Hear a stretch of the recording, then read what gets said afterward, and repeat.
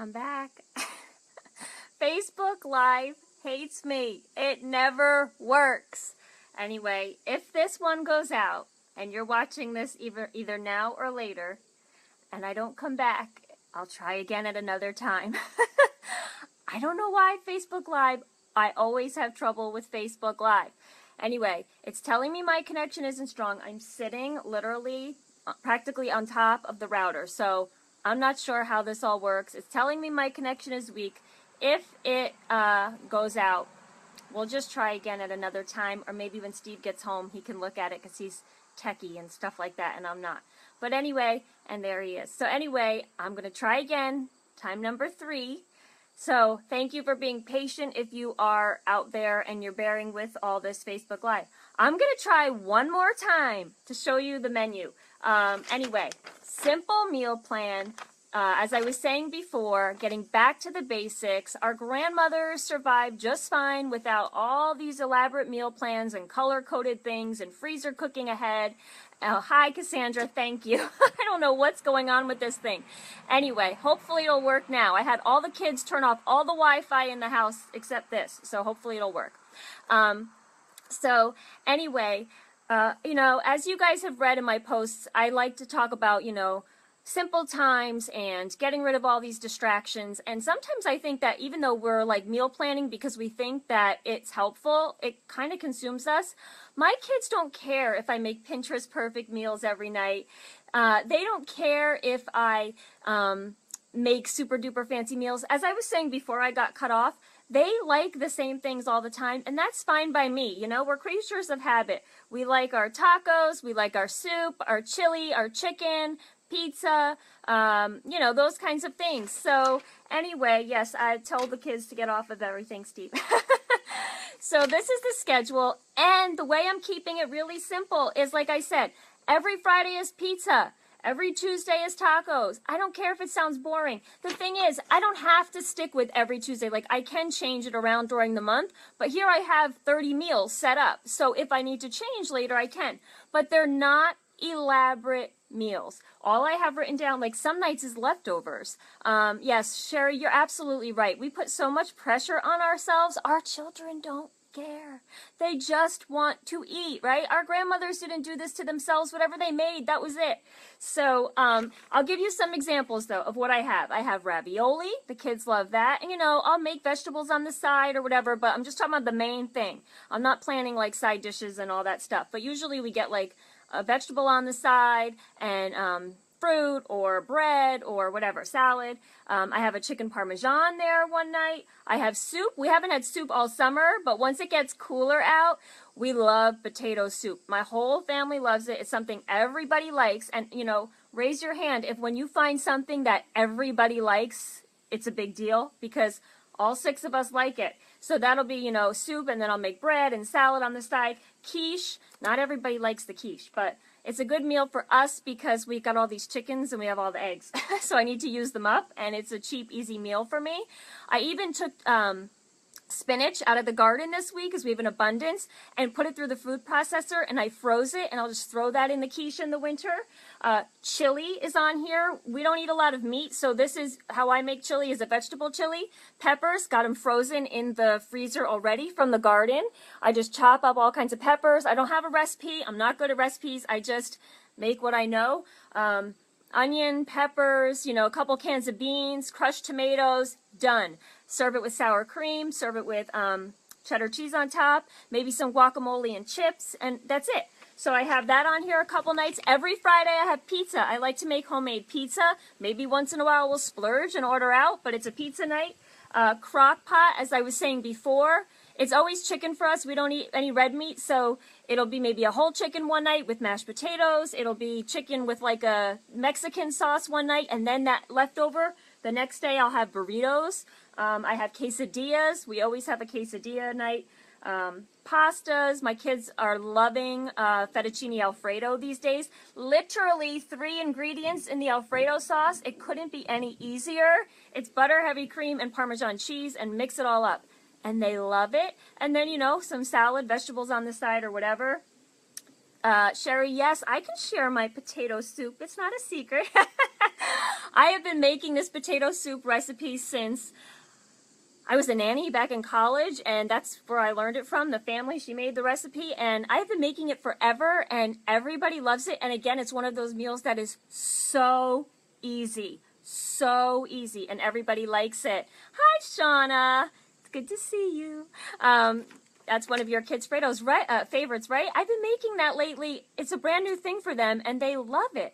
So, and that's good because sometimes you can add chicken to it, vegetables, whatever. I have a breakfast for dinner on here one night because who doesn't love to have pancakes, and again, we have a lot of eggs and stuff like that for dinner to change it up. Then I have like 2 nights in here that I wrote buffet. And that means whatever is in the fridge, we call it sometimes a fend for yourself night, where everybody can just have whatever they want, kind of from leftovers or, you know, a buffet, whatever's in the refrigerator. And, you know, sometimes we just are busy and, you know, we're just in the mood to just, everybody can have what they want. I don't care if it's cereal, you know, it's okay once in a while to do those kinds of things, especially when life gets busy, because I'm not trying to be, you know, at this season in my life as a homeschool mom and, you know, just being busy. This isn't the time in my life or the season to be the gourmet chef, and that's okay. As long as I'm serving good, healthy food, for me, it's really important that we're all, you know, sitting around the table and eating dinner together. And again, the kids don't care if I got a fancy meal from Pinterest. And once in a while, if I find a recipe that I want to make, definitely I'll throw that in there and I'll try something new, but I'm not trying to do it every day or even every week. So this is my meal schedule for all of you out there who wanted to see it. It's not elaborate. So yeah, I had said there, you know, I'm planning my meals for the month, but don't give me a high five because it's really easy. It's just, you know, Taco Tuesday, Pizza Friday, chicken on Thursday, and then I fill in the rest with, you know, other things. So I'm trying to see if there's anything else on here. Chicken Parmesan, they like.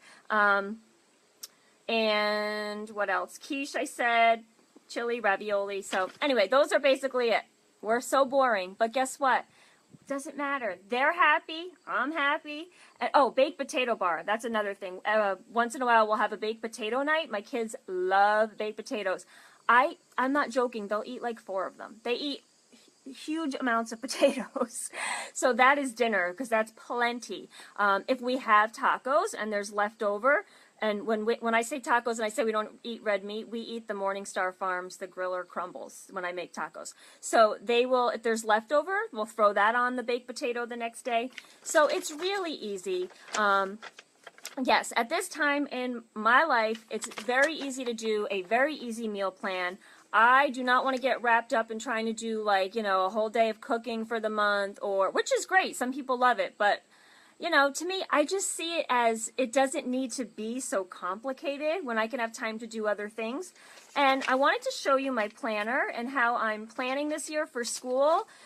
It's wonderful. Okay, so number one, like I said, I printed out from the computer, from my iCal, the calendar.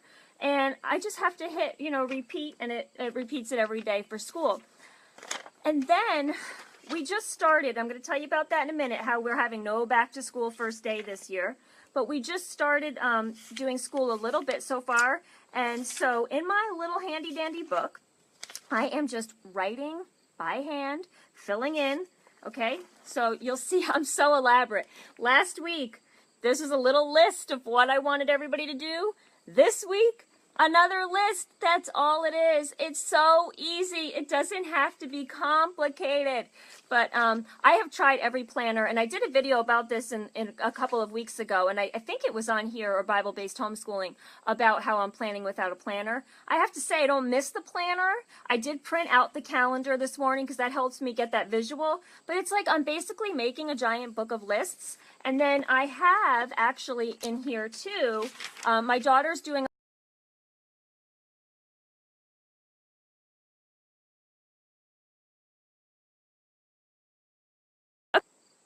okay, there we go.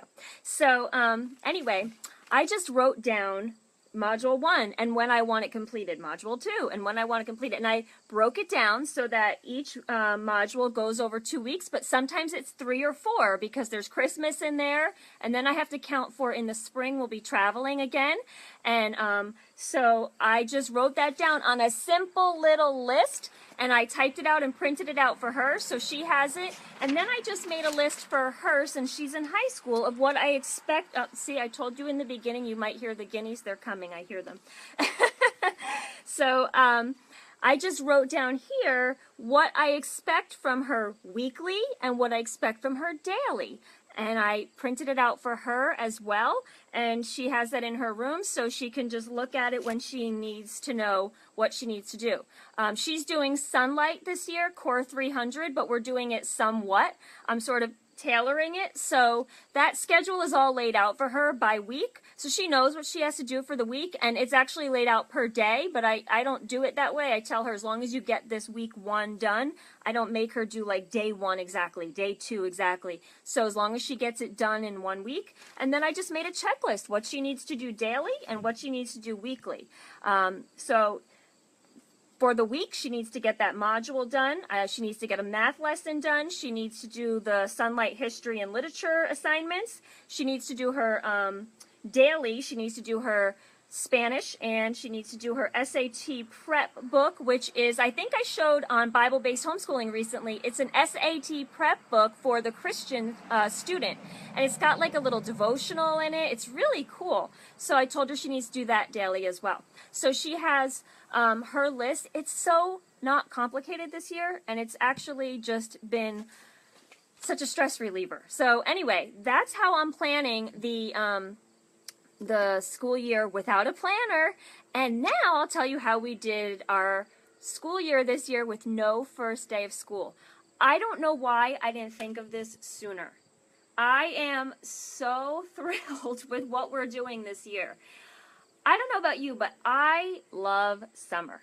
And when it ends, I'm like a little kid. Like the night before school starts, I'm like, oh, summer's over, and I mourn and everything. I'm not doing that this year because we don't have a first day.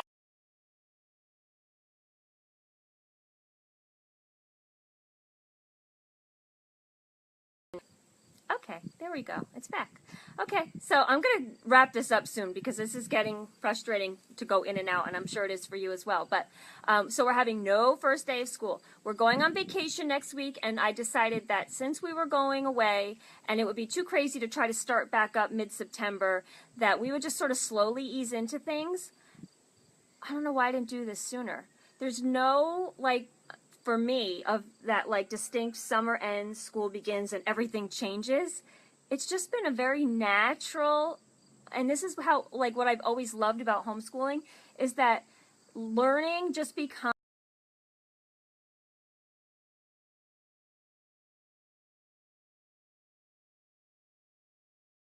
time, because there we go. Ah, Facebook, you don't love me. I'm going to end this very soon because this is not working.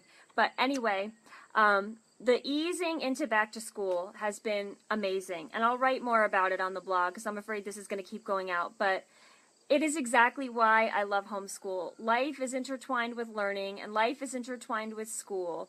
And, you know, we're doing our schoolwork, but it's not like this big disconnect with life. Like, okay, it's school time, the school year has started. It's just we've been easing into it.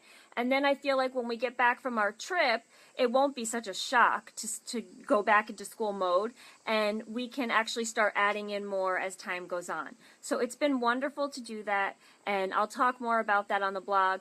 Also, there's only 2 days left to get the special tickets for the Simply Living for Him retreat, so look at that on the blog as well. We have been selling some, so they're going to sell out. If they sell out before August 31st, then the prices will go up. There's only a